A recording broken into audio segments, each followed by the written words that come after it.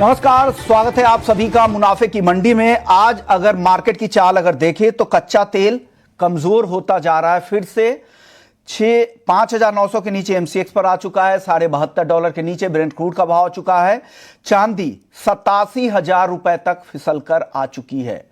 अगर रिकॉर्ड से देखें तो 13,000 रुपए से भी ज्यादा की गिरावट चांदी में अब तक आ चुकी है। और गोल्ड कल की गिरावट के बाद आज सुस्ती दिखा रहा है 75,750 के आसपास।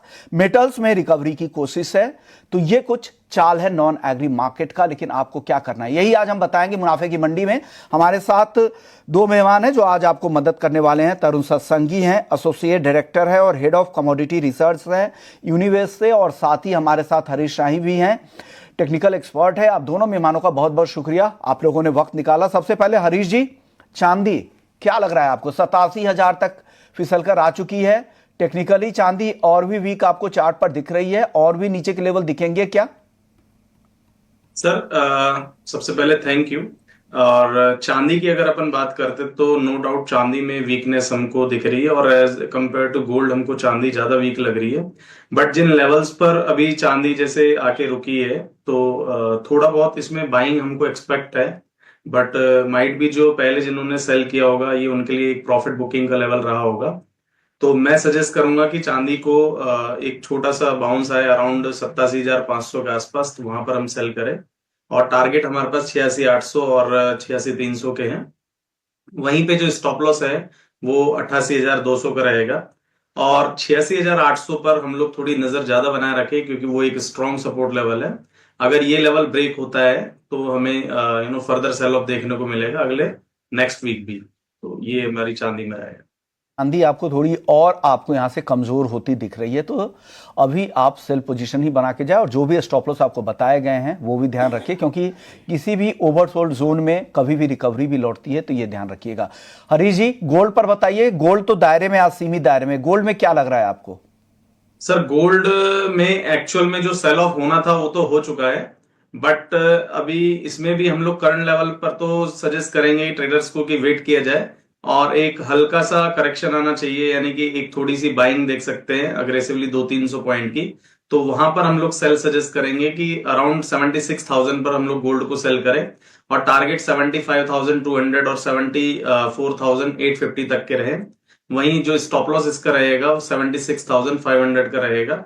और इसमें 74,850 जो है वो एक स्ट्रॉन्ग सपोर्ट लेवल है गोल्ड में भी। तो अगर जब तक ये मेंटेन्ड है तो थोड़ा सा टग ऑफ वॉर जरूर रहेगा बायर एंड सेलर के बीच में। लेकिन अगर ये लेवल ब्रेक होता है तो हमको सेलिंग देखने को मिलेगी। और वहीं पर कॉमेक्स में भी अगर बात करें तो 2580 और 85-88 के जो जोन है ये एक स्ट्रॉन्ग सपोर्ट जोन है। तो अगर ये ब्रेक होता है, अगर आर्ली बेसिस पर हमें क्लोजिंग इसके नीचे देखने को मिलती है, तो फिर हम लोग कह सकते हैं कि अगले 2-3 वीक हमको माइट भी गोल्ड सिल्वर में दोनों में सेलिंग देखने को मिले। आप बताइए तरुण जी, आपको क्या लग रहा है? चांदी क्या और कमजोर यहां से आपको दिख रही है, और गोल्ड इस गिरावट के बाद खरीदना चाहिए क्या? Hi, good morning, Vishwamohan ji. Good morning Thanks for on show. जिस तरीके से अभी फेड का मीटिंग का आउटकम आया, जो कि काफी हॉक था, जिसकी वजह से हमने देखा कि काफी अच्छा करेक्शन आया है।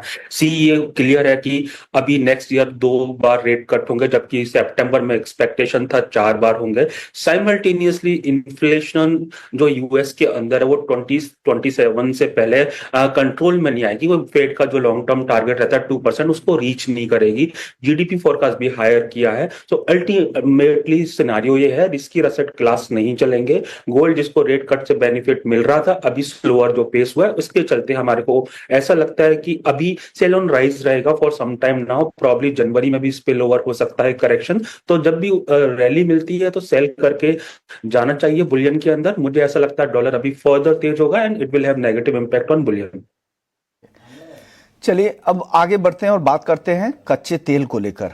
कच्चा तेल आज काफी कमजोर फिर से दिख रहा है। $72 के नीचे ब्रेंट क्रूड का भाव है। 5,900 के नीचे एमसीएक्स पर क्रूड ट्रेड कर रहा है।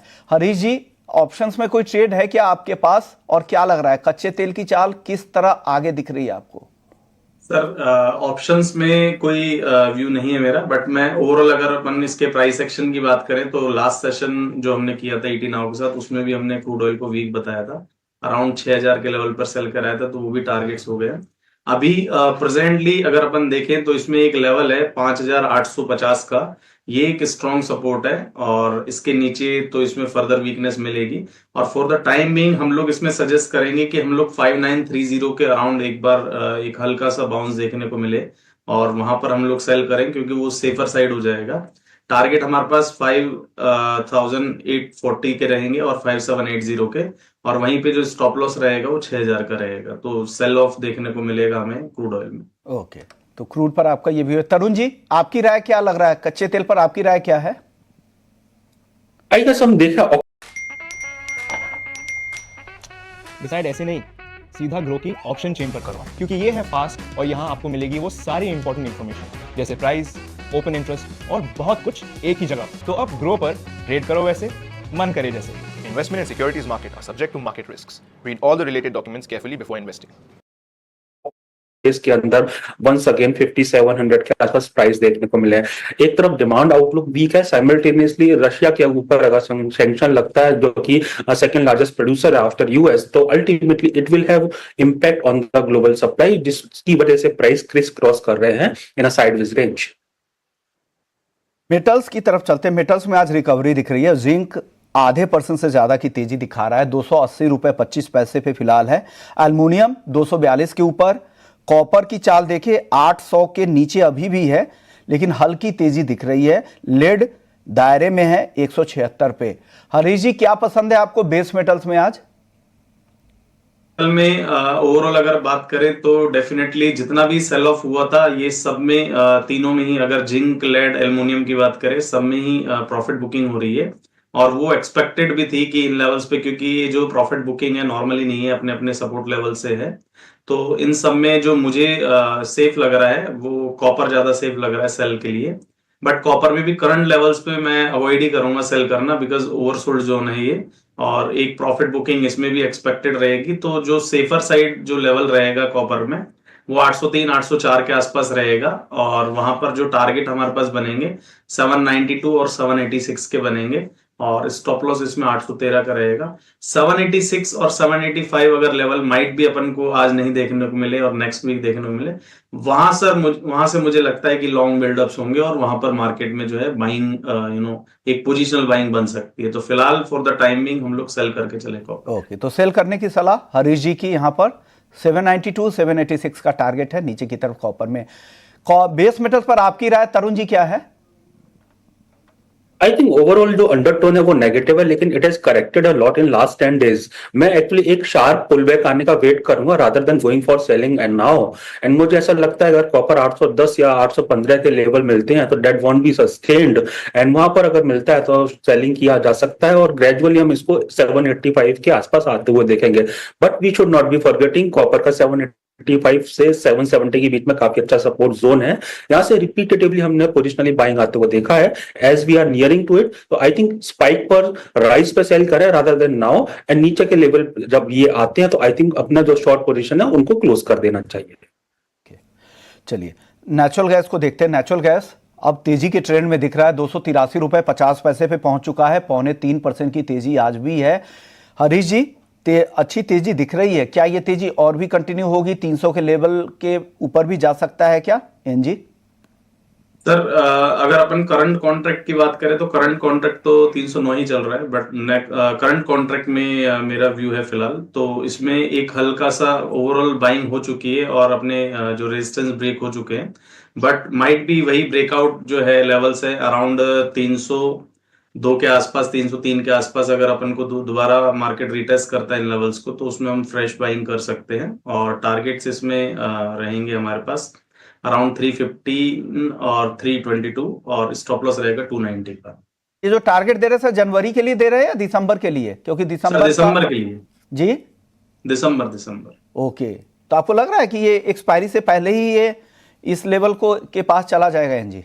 सर मुझे लग रहा है कि आज हमें जो है हमारी एंट्री हो जाएगी इवनिंग सेशन तक, तो वहां पर हम लोग बाइंग कर सकते हैं इसमें। चलिए, तो ये सलाह है करंट मंथ का। और मैं जिस के भाव की बात कर रहा था, वो 28 जनवरी की एक्सपायरी वाले कॉन्ट्रैक्ट की बात कर रहा था। वापस लौटते हैं कमोडिटी मार्केट की ओर, देखते हैं कि कमोडिटी मार्केट का क्या हालचाल चल रहा है। हम नेचुरल गैस की बातचीत शुरू कर चुके थे, उससे पहले हरीश जी की कॉल आ चुकी है।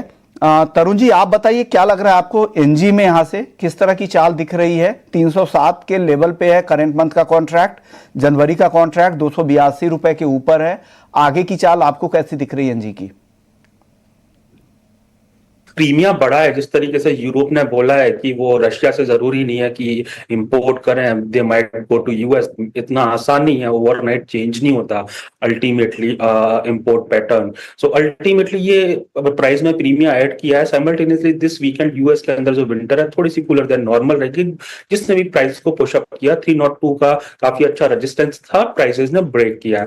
But we should not be forgetting next week का जो वेदर रहेगा वो वार्म रहेगा। जनवरी में भी जो फोरकास्ट से रिवाइज हुई है वो वार्मर वेदर की हुई है। अगर वार्मर वेदर रहता है तो सर्टेनली डिमांड में हम देखेंगे कमी आते हुए। अगर आती है तो हायर रेंज प्राइसेस सस्टेन नहीं कर पाएंगे। शुक्रिया आप सभी मेहमानों का। हरीश जी, तरुण जी, आप लोगों ने वक्त निकाला। सॉरी तरुण जी, आपसे एग्री मार्केट पर बातचीत नहीं ज्यादा हो पाई, अगले एपिसोड में जरूर बात करेंगे। तो मुनाफे की मंडी को यहीं समेटते हैं। ब्रेक के बाद जब लौटेंगे तो हम आपके लिए लेकर आएंगे इस